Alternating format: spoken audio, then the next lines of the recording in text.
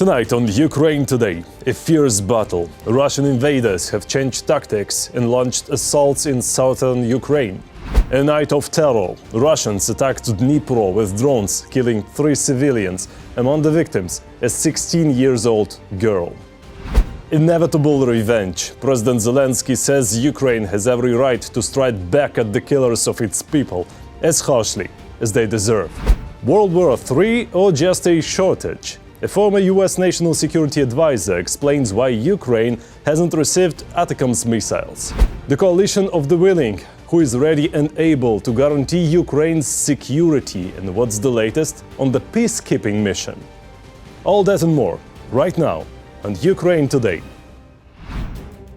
Hi there, we are from Ukraine. My name is Volodymyr Robchun. Don't forget to like, subscribe, and let's get started.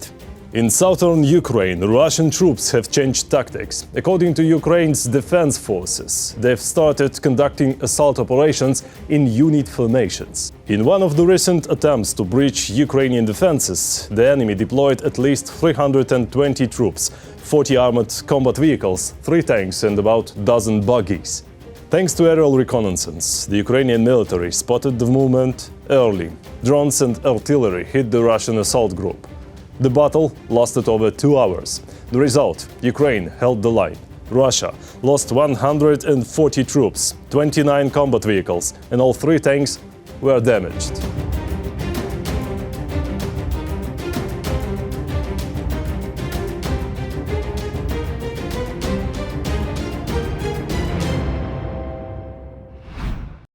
A night of terror. Dnipro came under a massive drone attack last night. 3 civilians were killed, including a 16-year-old girl.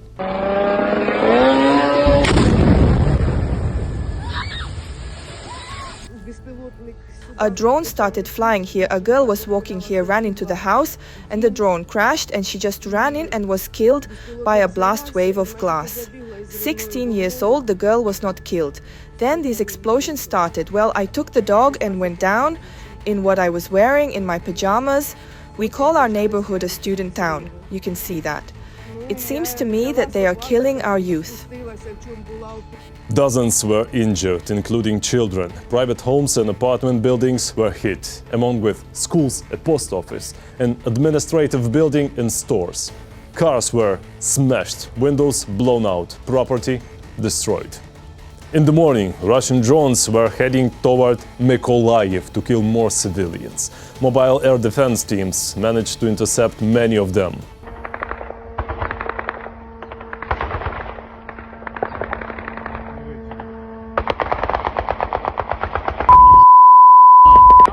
Yes.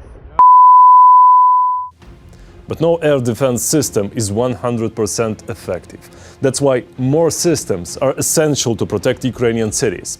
Against this backdrop, a worrying report from Bild. Donald Trump allegedly refuses to sell Patriot missile systems to Ukraine. President Zelensky has previously said Ukraine needs more Patriot batteries and other weapons too. If this is true, it makes 0 sense. Trump insists there should be no more free aid, only business. Now, Ukraine is offering business, and he refuses?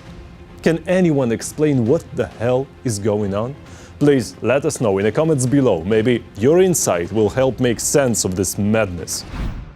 Every voice matters. Join our community, support independent journalism, and help us bring you the truth from Ukraine.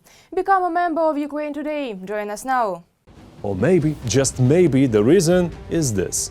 The US might simply not have enough Patriots to sell. That would at least explain Trump's position. This idea came to mind after hearing a comment from former National Security Advisor Jake Sullivan about why the US held back ATACMS missiles.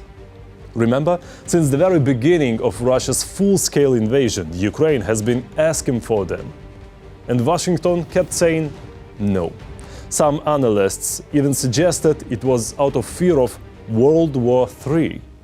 The reason why we didn't provide them initially is that the Secretary of Defense and the US military told the president that we don't have enough ATACMS in our arsenal for basic deterrence. They said we don't recommend giving them to another country. In 2 years, we produced more. We produced enough to provide Ukraine with several hundred ATACMS. And now we are again hearing talks of World War III, again in the context of Russia's war against Ukraine. Maybe it's coded message? If you hear World War III, it might actually mean we are low on stock. I really don't want to believe Ukraine's requests are just being ignored. In any case, Ukraine does not see the US as an enemy, and I hope that goes both ways. Our countries are partners. Whatever disagreements may arise between Kiev and Washington, the real enemy sits in another capital, and he must be held accountable for war crimes. It is there, in Moscow, in the Kremlin, that the reason why there is not even a ceasefire yet. For 36 days now, America has offered a complete and unconditional cessation of attacks in the sky, at sea, and on the ground. Ukraine immediately accepted this offer more than a month ago. That is why Russia has ignored it so far. It still does not feel the consequences, and this is the key problem. Ukraine's defense forces are pounding Russia's 112th Missile Brigade, the same that struck civilians in Sumy on Palm Sunday. Meanwhile, more explosions in temporarily occupied Crimea. Russian commanders are panicking about Ukraine's new long-range drones. And the friendly fire stories of the week. Russian jets dropped at least 8 bombs on Russia's own Belgorod region. Yes, you heard it right. Russian planes bombing Russia. Details in our next report. Revenge did not take long. These are the shots of the shelling of the 112th Guards Rocket Brigade. Look! This is the very brigade that was killing Ukrainians in the city of Sumy on Sunday. Well, here is your answer. I almost gave birth. I have goosebumps. Interestingly, the Russians spared air defense for such an object, and they are unsuccessfully trying to shoot down the UAVs with rifles. As they say, air defense in Russia is only for the chosen ones, and the drones, as you can see, are hitting the target precisely. Let us remind you that earlier, the Ukrainian Armed Forces struck the permanent deployment point of the 448th Missile Brigade of the occupiers in the Kursk region, who were also involved in the attack on Sumy.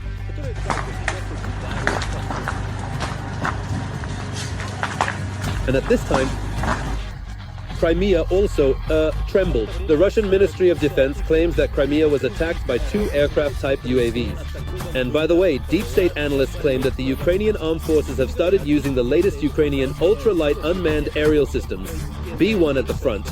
The B-1 UAVs are light bombers, designed to destroy personnel, vehicles, and armored equipment. In addition, it should be noted that these UAVs can destroy the specified targets both at the front lines and behind enemy lines. According to the Ukrainian Ministry of Defense, these drones can carry various types of munitions and, most importantly, they are equipped with powerful low-noise engines that allow these UAVs to remain airborne for several hours. In addition, the B-1 has increased resistance to electronic warfare systems. Moreover, the Ukrainian army is repelling a daring enemy attack in the Novopavlovsk direction. As you can see, the Russians are launching an attack with more than 24 armored vehicles, several tanks, and more than 12.5 BMPs with infantry. But all of this was shattered to pieces, along with the enemy's infantry. And while the Ukrainian armed forces are striking the enemy, the Russians are hitting their own, as they say, to make others fear. At least 8 aerial bombs have been dropped by Russian planes on the Belgorod region since April 11th. One of the villages was attacked twice. Since the beginning of 2025, according to estimates from the Russian side itself, there have been at least 59 unintended bomb drops, 44 FABs, and 7 UMPBs. And 3 missiles that have fallen from Russian planes on both Russian territory and temporarily occupied territories of Ukraine.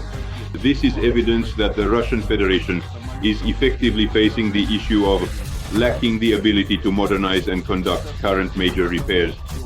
of the Russian Aerospace Forces aircraft due to sectoral sanctions from the United States and EU countries. Moreover, North Korea continues to assist Putin in his aggressive war against Ukraine. According to Reuters, over the past 2 years, North Korea has sent the Kremlin about 16,000 containers with ammunition. It should be noted that North Korea supplies the Russian Federation not only with artillery shells. I will emphasize once again, according to the main intelligence directorate of the Ministry of Defense of Ukraine, this amounts to about 4 million artillery shells. But accordingly, we are talking about the supply of KN-23 tactical ballistic missiles. Plus, accordingly, there are strike drones. In addition, the North Korean side also supplies, accordingly, Oksan self-propelled artillery units of 170 millimeters and other types of military equipment. And you remember, North Korea helps Russia not only with ammunition but also sends its cannon fodder to the war. Ukraine has every right to respond to the killers of its people in the way they deserve. That's what President Zelensky said in his evening address. He made it clear Ukraine has the tools to put pressure on Russia. We have something to respond to such attacks, and we will not leave the bastards who kill our people alone on this land.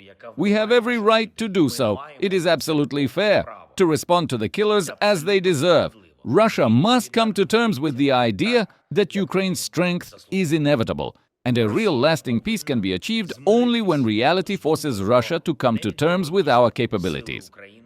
Ukraine is fighting for freedom. Support independent Ukrainian journalism so we can keep bringing you the truth about this war. Click the link in the description below and become our sponsor. Together to victory. In Paris, Ukraine is set to meet with representatives of so-called coalition of the willing, countries ready and able to guarantee Ukraine's security. We're talking about France, Germany, the UK and others. Ukrainian officials are also scheduled to meet with US officials, according to the President's office. There will be new support packages, and we are also preparing a new security architecture. All the specific details of how the security contingent of partners can function in Ukraine. We, for our part, will do everything to ensure that political decisions on the contingent are implemented as quickly as possible, and when there is time for that. That's it for today. Thanks for being with us. We read your comments and feel your support. Strength to our defenders. Glory to Ukraine. Like, subscribe, and we will see you soon.